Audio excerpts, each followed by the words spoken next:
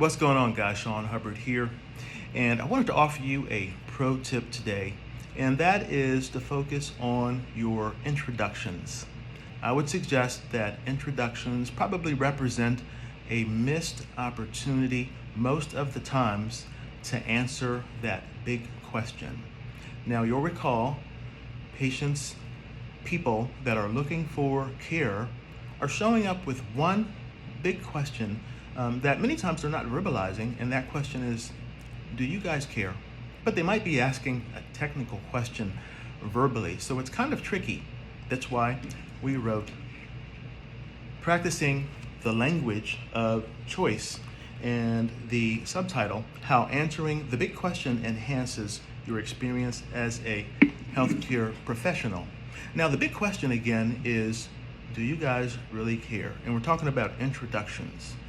Now, most of the times we are just exchanging information when we do introductions. I'm Dr. Sean Hubbard. I'm a neurologist.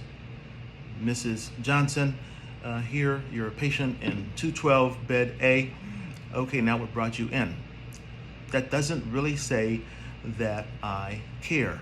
So if we take a moment and really make that exchange with interest and curiosity and concern, well, then everything changes. It's not that we're using different words, it's different energy, so it takes less time, actually, because the energy is there. Now, when we approach people like that, we might do a couple of other things. By the way, is to ask people, how would you like to be addressed while you're here? Is it okay to call you Mr. Johnston? I've heard people say, no, that's actually my dad. You can call me Jim. And so let's ask people, how would you like for us to address you? Another pro tip for introductions is to describe how you got involved. Many times people are not getting the value of their stay, their time spent and their dollars spent, because they don't know how much we are collaborating. If we let them know that, actually last night I was on call and I spoke to the emergency department Dr. Fisher, who saw you. Yeah, she called me last night. She was concerned about your symptoms, and we thought maybe we'll check a CTA of your brain vessels, and maybe you should be watched overnight to make sure that you were going to be stable. So now all of a sudden people know a couple of things.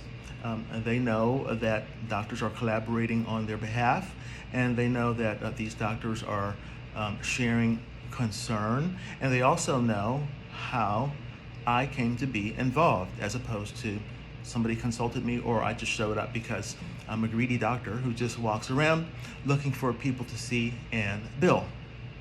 Now, we're talking about introductions. Finally, I want to say that we all have a low bar generally from introductions. I mean, we go into them expecting just to get a person's name and generally what their function is, and patients have a low bar also.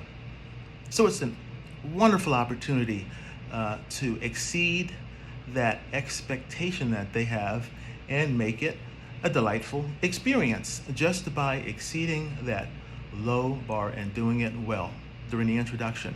We get one chance to make a first impression, and that is during the introduction. I hope all of this makes sense, the way it's coming together, and we're able to use that introduction to answer the big question in a manner that people know that we are here to help. That's what the introduction can say if we use it as an opportunity. I'm here to offer guidance. That is my role here. I'm a neurologist, yes, but I'm here to help you. I was asked to help you by somebody else who also wanted to help you.